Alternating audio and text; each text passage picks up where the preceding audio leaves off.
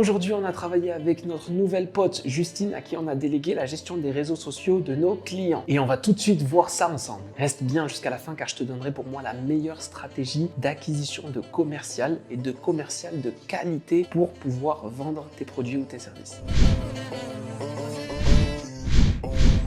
Jour 157 du challenge et hier on a parlé du triangle d'or et de la vision. L'importance d'avoir une vision, une espèce de roadmap avec toutes les étapes à franchir pour atteindre ton objectif ou tes futurs objectifs. La vision en entrepreneuriat, c'est vraiment quelque chose que tu dois cultiver au maximum. C'est la vision qui te permet de voir où tu vas, autrement tu vas te perdre sans te rendre compte. Et c'était le sujet de la vidéo d'hier et si tu l'as manqué, tu dois absolument aller y jeter un coup d'œil. Sinon aujourd'hui, on a travaillé avec notre nouvelle pote Justine à qui on a délégué la gestion des réseaux sociaux de nos clients. Donc là, elle est en pleine formation avec moi, histoire que dans quelques semaines, elle soit 100% autonome.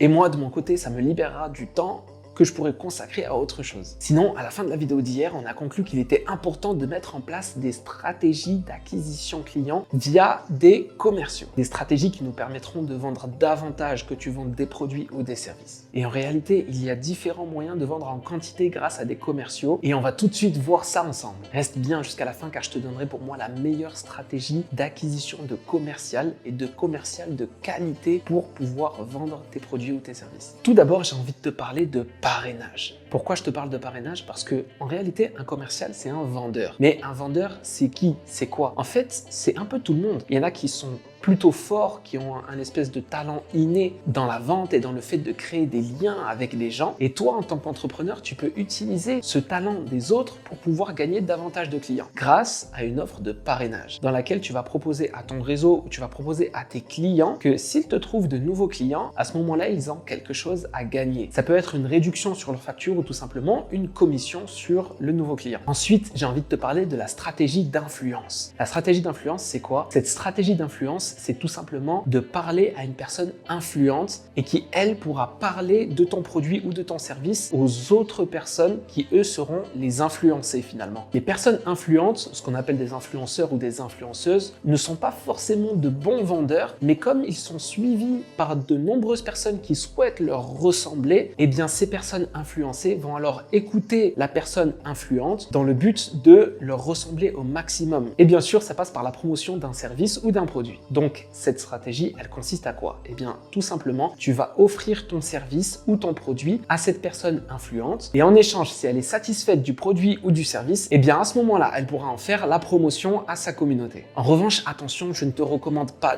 du tout d'utiliser cette stratégie si tu n'as pas encore mis en place d'identité visuelle, si tu n'as pas encore suffisamment d'expérience ou d'avis client, par exemple. Tout simplement parce que si tu manques d'expérience, tu risques de commettre des erreurs et cette personne influente peut parler mal de toi. Si elle parle mal de toi, ça ruine ce qu'on appelle ta e-réputation. La e-réputation, c'est la réputation d'une entreprise en ligne. Et vu que notre business est 100% en ligne, on n'a vraiment pas besoin d'une réputation ruinée par quelqu'un qui est suivi par des milliers et des dizaines, des centaines de milliers de personnes. Donc je te recommande d'avoir suffisamment d'expérience, d'avoir une bonne identité visuelle pour paraître solide et surtout une entreprise de confiance. Et c'est pour ça d'ailleurs que lors de ce challenge, on n'a pas encore utilisé cette stratégie, tout simplement parce qu'on n'avait pas encore d'identité visuelle et tout simplement parce qu'il y avait encore plein d'étapes à franchir avant d'utiliser cette étape-là. En tout cas, dans notre situation d'agence marketing digital, on pourrait trouver, je sais pas moi, un influenceur et lui proposer la création de son site internet, la création de son logo et pourquoi pas, je sais pas s'il est intéressé par quelque chose en fonction de son concept, en fonction de ce qu'il a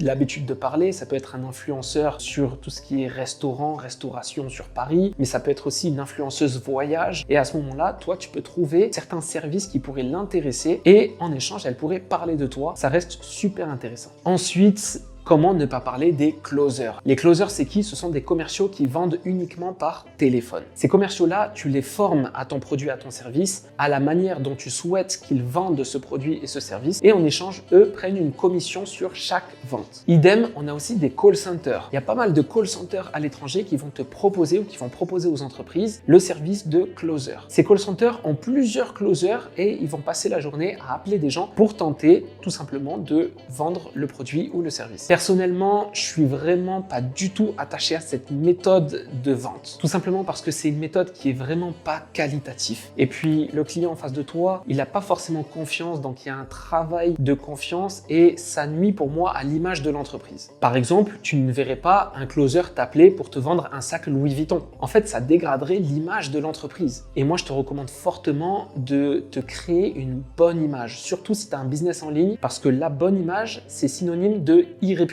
propre. Et une e-réputation propre, c'est quoi? C'est gage de confiance. Et enfin, je vais te parler de ma stratégie ultime que j'ai pensée en 2021 et que j'ai mis en place en France en 2022 et qui fonctionne du tonnerre. Cette stratégie, elle consiste tout simplement d'aller trouver un commercial en physique et de lui proposer d'aller vendre directement tes produits ou ton service en physique. Moi, tu sais que je suis quelqu'un qui est très attaché à la vente en physique, la vente d'humain à humain. Tout simplement parce que tu vends mieux et tu vends davantage lorsque tu prospectes en physique. Il y a non seulement un indice de confiance élevé, mais aussi l'image de ton entreprise s'élève. Puisque lorsque tu vends en physique, tu représentes l'entreprise, donc l'image de l'entreprise, c'est toi. Alors là, je sais ce que tu vas me dire, ok, mais t'as rien inventé, c'est vrai. Mais l'idée, c'est où trouver ces commerciaux qui sont prêts à se déplacer en physique chez les entreprises, à toquer et à vendre ton produit. Et je te parle de bons vendeurs là, je te parle de professionnels dans la vente. Et bien, ce que je fais, c'est que je vais aller me rendre dans un magasin de, en général, technologie, puisque moi, mon business, c'est l'agence marketing digital. Donc, je vais aller me rendre par exemple à la Fnac ou à Darty ou à Leclerc Culture. Ce genre de magasin qui va vendre des PC, des téléphones, de l'électroménager, bref, tout ce genre de choses. Une fois que je vais aller là-bas, je vais aller me rendre dans le rayon des PC. Tout simplement parce que c'est le rayon où je vais trouver un vendeur qui s'y connaît en informatique un minimum. Et moi, j'ai besoin d'un vendeur qui s'y connaît un minimum en informatique. Et ensuite, je vais tout simplement chercher le vendeur du rayon et lui demander qu'est-ce qu'il me conseille parce que je suis intéressé pour un PC. Point. Et à partir de là, je vais analyser comment il me vend le PC. Je vais analyser est-ce qu'il s'intéresse à moi, je vais analyser est-ce qu'il me pose des questions, ce serait plus pour jouer, ce serait plus pour travailler, qu'est-ce que vous avez en ce moment, ce genre de questions. Et je vais analyser aussi comment est-ce qu'il va me vendre le PC. Et aussi, je vais analyser s'il va me vendre des upsells. Est-ce qu'il va me proposer un clavier, une souris ou un casque ou bref, quelque chose à vendre en plus. C'est là où je vais pouvoir déterminer si c'est un bon vendeur ou s'il manque encore d'expérience. S'il manque d'expérience, à ce moment-là, je dis que je suis pas intéressé ou je dis que je repasserai certainement et je m'en vais. Si c'est un bon vendeur, je lui explique qu'il est super bon en vente. En fait, je vais être totalement transparent avec lui. Je vais lui expliquer qu'il est super bon en vente et tout. Et je vais lui expliquer que je gère une agence marketing digital et que je cherchais justement des vendeurs sur Bordeaux, par exemple. Et là, il faut savoir que lui a un travail. Donc, ça veut dire qu'il n'est pas libre géographiquement. Ça veut dire qu'il est rattaché à une ville. Et aussi, il n'est pas libre de son temps, puisqu'il a un emploi du temps à respecter selon son travail. Donc, ce que je vais lui proposer, c'est tout simplement un complément de salaire. Je vais lui dire, écoute, voilà, j'ai une agence marketing digital et je cherche des commerciaux sur Bordeaux, voilà, par exemple. Est-ce que ça t'intéresserait d'avoir un complément de salaire? Tu n'as pas d'horaire à respecter, tu peux travailler vraiment quand tu veux, dans le temps qui t'est disponible.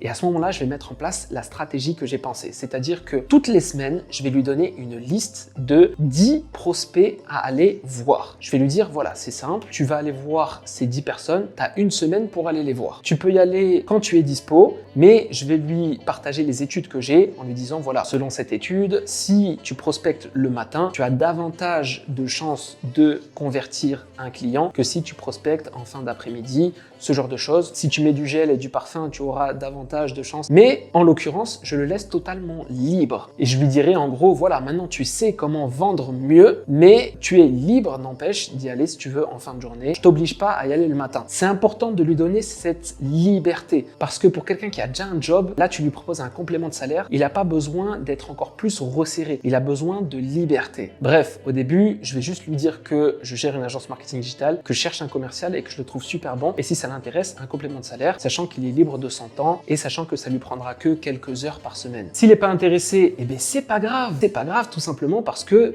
j'aurais rien gagné, j'aurais rien perdu. Et s'il est intéressé au contraire, alors là c'est top parce que on va prendre ce premier rendez-vous ensemble. Donc à ce moment-là, on prend un rendez-vous, je vais le laisser tranquille et le jour du rendez-vous, c'est là où je vais lui parler de ce que je fais, comment je le fais. C'est aussi à ce rendez-vous que je vais lui présenter les différentes études pour vendre davantage, ce genre de choses. Ainsi que la stratégie que je mets en place, c'est-à-dire le fait de lui donner 10 prospects par semaine et donc que ce qu'il aura à faire, ce sera de prospecter ces 10 prospects. Bien entendu, ces 10 prospects, ce sont des prospects qui sont dans sa ville, donc autour de lui. Si je veux prospecter dans une autre ville, je vais faire la même chose, je vais aller à la Fnac de la ville qui m'intéresse. Ensuite, une fois que tout est validé lors de ce rendez-vous, je vais tout simplement dire au commercial de créer une micro-entreprise, tout simplement pour qu'il devienne prestataire pour moi. Une micro-entreprise en tant que commercial, tout simplement. Ça me permettra à moi de le payer. Lui, il m'enverra la facture et moi, je le paierai. Bien entendu, quand je le paye à la commission sur chaque vente. Ça veut dire quoi? Ça veut dire que s'il ne vend rien, si finalement il est nul et qu'il vend rien, eh bien,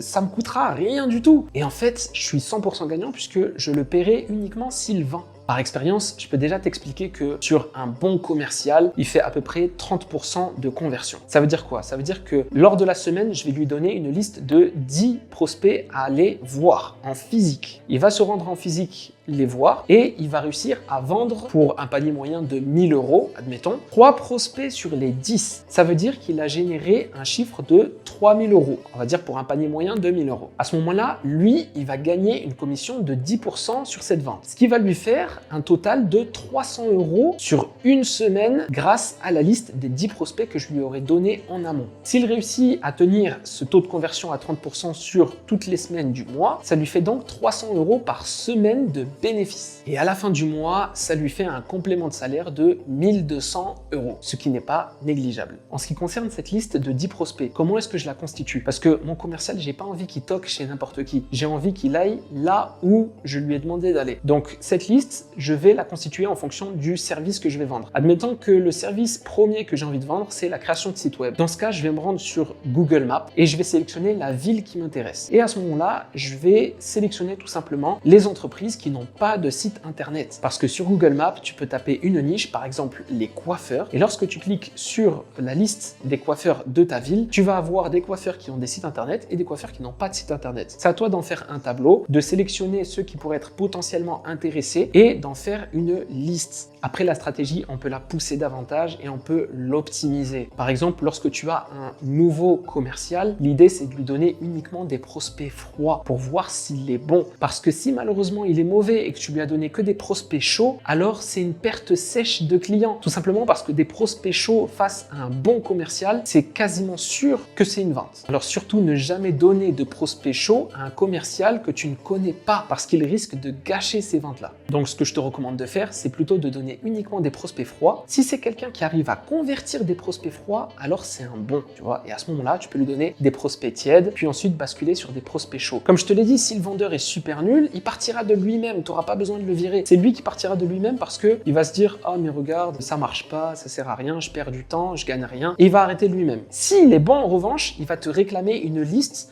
avec plus de prospects. Donc à ce moment-là, s'il est vraiment bon, on pourrait lui mettre une liste de 20 personnes à voir par semaine, par exemple. Et du coup, ça multiplierait par 2 le chiffre qu'il pourrait faire. Et donc, ça multiplierait par 2 le chiffre que moi, je pourrais faire. Et bien entendu, pour chaque prospect qu'il va convertir, le travail va aller directement chez mon sous-traitant, le prestataire qui, lui, va s'occuper de la création du site internet. Moi, à ce moment-là, mon travail, ce sera juste de faire le lien entre le client et mon sous-traitant. Lorsque j'ai commencé à partager cette stratégie autour de moi, il y a certains de mes amis qui m'ont dit « Mais ça, il faut que tu le dises à personne, vraiment, il faut que tu le gardes pour toi. » Et en fait, au début, j'étais beaucoup dans cet état d'esprit de « Il faut que je dise à personne si je trouve une opportunité ou quoi. » Mais en fait, j'ai découvert quelque chose. J'ai découvert que en le disant autour de moi, la grande partie, et en plus je parle d'entrepreneurs, la grande partie des gens ne le font pas. Ils font rien. Juste, ils écoutent, ils trouvent que c'est une bonne idée, ils trouvent que c'est super judicieux, mais le fait de passer à l'action, le fait d'aller au magasin, le fait de parler avec cet inconnu, de lui proposer une opportunité, le fait de créer ce rendez-vous où tu vas lui expliquer le process, comment ça fonctionne, eh bien tout ça, ils vont pas le mettre en place parce qu'il y a une barrière mentale qui fait qu'ils sont bloqués. Et en fait, quand j'ai découvert que la très grande majorité, franchement, j'ai dû en parler à une 100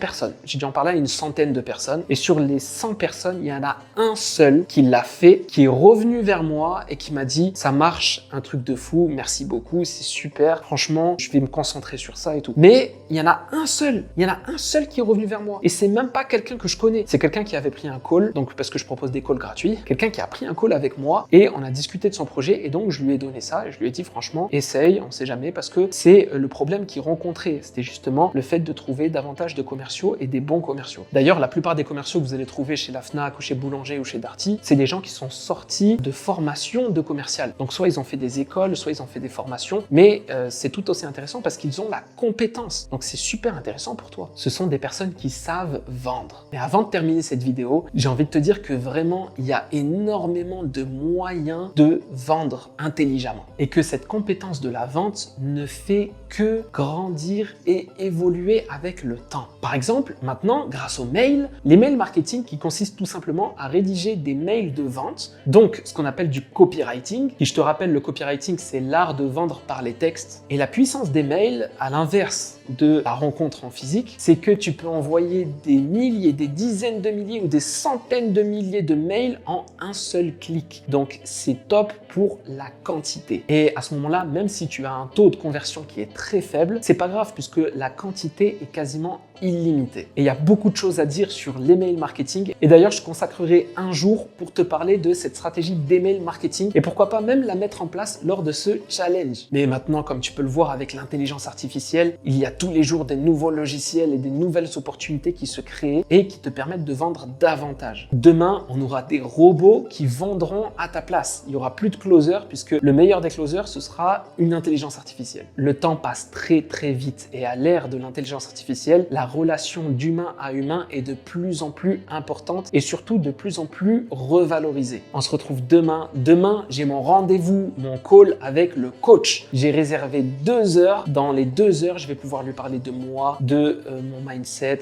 de mon projet, de mes objectifs et ensemble, on va pouvoir mettre en place une espèce de plan d'action ou alors il va pouvoir me donner ses conseils, lui qui est passé par là où je suis en train de passer. En attendant, je te dis à demain. Peace!